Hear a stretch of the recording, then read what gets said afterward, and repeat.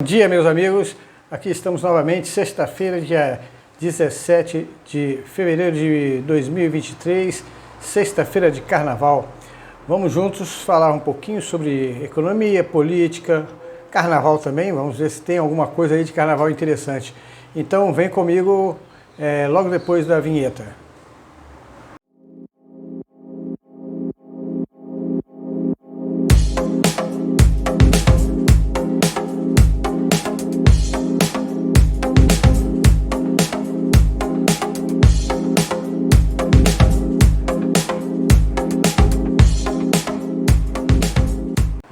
Bom, gente, o Lula está alegando que a lentidão do seu governo nesses 40 e poucos dias, 45 dias, é em função de bolsonaristas infiltrados. E eu acho uma coisa bem interessante esta alegação.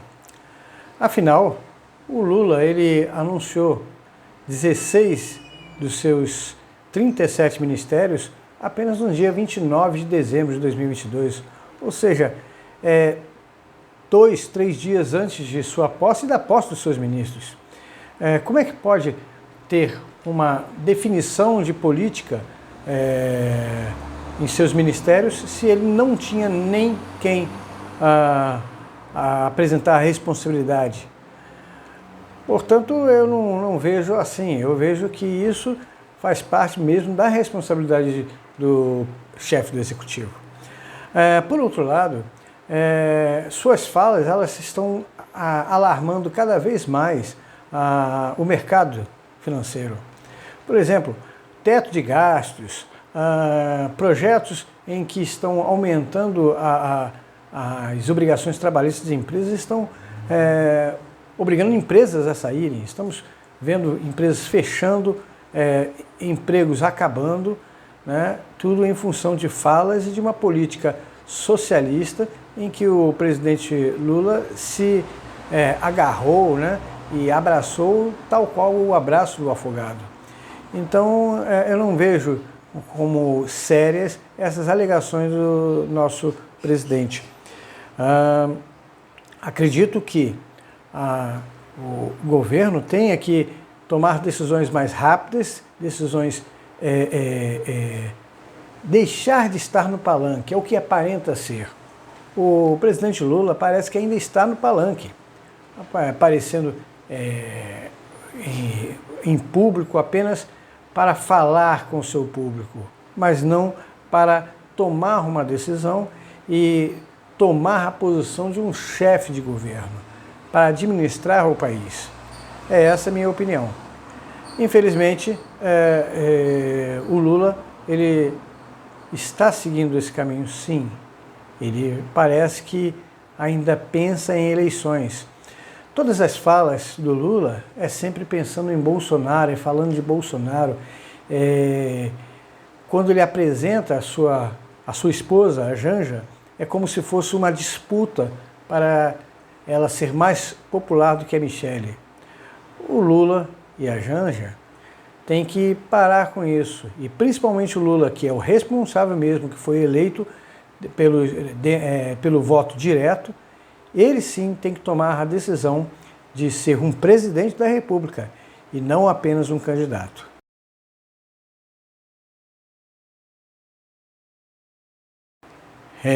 A coisa não está boa para Vênus platinada. O contrato com as escolas de samba e com os patrocinadores do carnaval parece que está dando chabu. Carnaval da Globo fracassa e dará prejuízo para a emissora.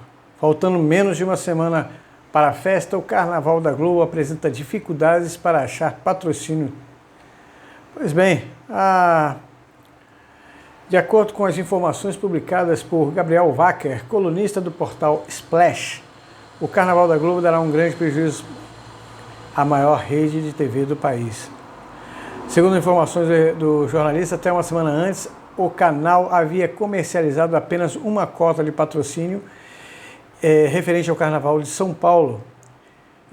E provavelmente esse contrato de São Paulo deve ser somente por um ano. Normalmente os contratos são mais de um ano, acredito que são 2 anos, e em São Paulo vai ser apenas um ano. No Rio de Janeiro, parece que vai perdurar hoje de 2 anos.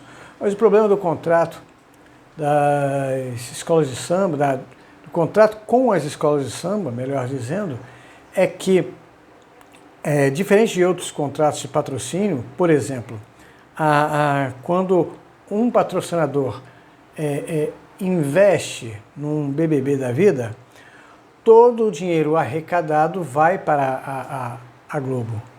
No caso do Carnaval, a Globo tem que dividir com as escolas de samba. E os patrocinadores não estão com muita vontade aí de investir, porque está muito difícil realmente, havendo uma crise no mercado de marketing e a crise que está se vislumbrando por aí pela frente.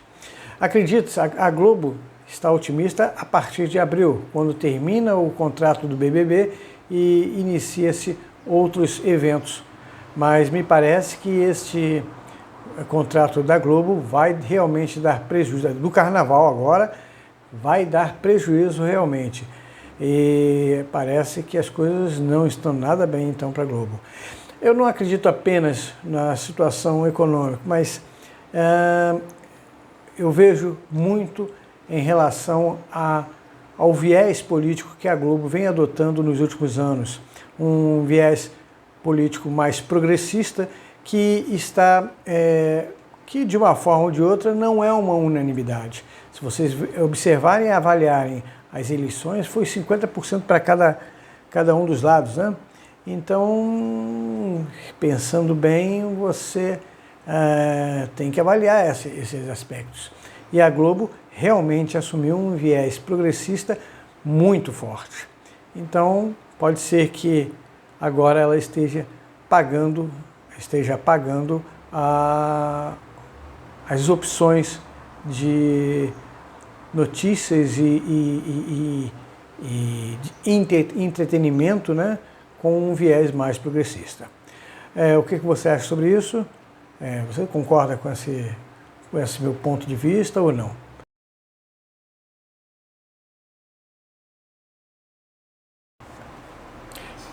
O governo está cheio de apetite para arrecadar impostos. A reforma tributária proposta pelo governo cria um imposto de 25% sobre o consumo, um imposto que seria o maior do mundo, ou talvez um dos maiores do mundo. Dados são da Tax Foundation, uma organização que atua há mais de 80 anos coletando dados sobre os tributos ao redor do mundo, e 25%, valor considerado pelo governo federal, IVA brasileiro, já estaria acima da média da OCDE e dos países da Europa. Vamos entender esse assunto? Esse imposto é um imposto em que você pagaria com tudo que você consumisse. Você gastaria no restaurante, por exemplo, você compraria uma mercadoria, qualquer coisa assim, e esse imposto de 25% já estaria embutido no valor ou do produto ou o valor do serviço que você consumisse. Né? E esse imposto, ele englobaria alguns dos impostos, ou seja, esses impostos acabariam sumindo, que seria o ISS, o ICMS, o PIS, o COFINS, teoricamente acabariam praticamente todos os impostos, sobrando apenas o imposto de renda. Tá? Qual é o problema desse imposto? Eles calculam 25% por todos os estados, o que acabaria com a guerra fiscal entre os estados.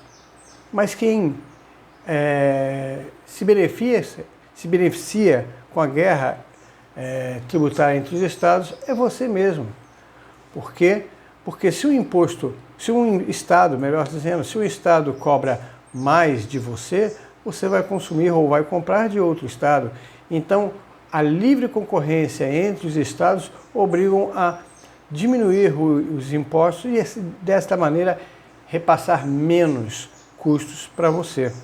Então, e o pior de tudo, este é um imposto, como diz a Tax Foundation, o IVA, o maior IVA entre a maior parte dos países.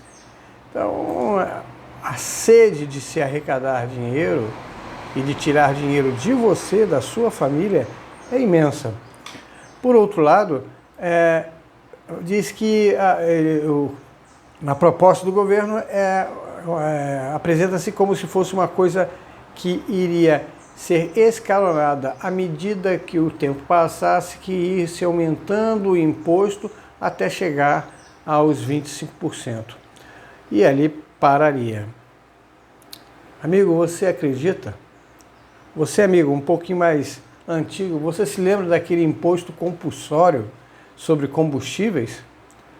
Que o povo brasileiro todo guardou as notinhas fiscais dos postos de gasolina. E para onde foi aquele imposto? Meu amigo, se prepara que vem chumbo grosso. E é você quem vai pagar esse pato.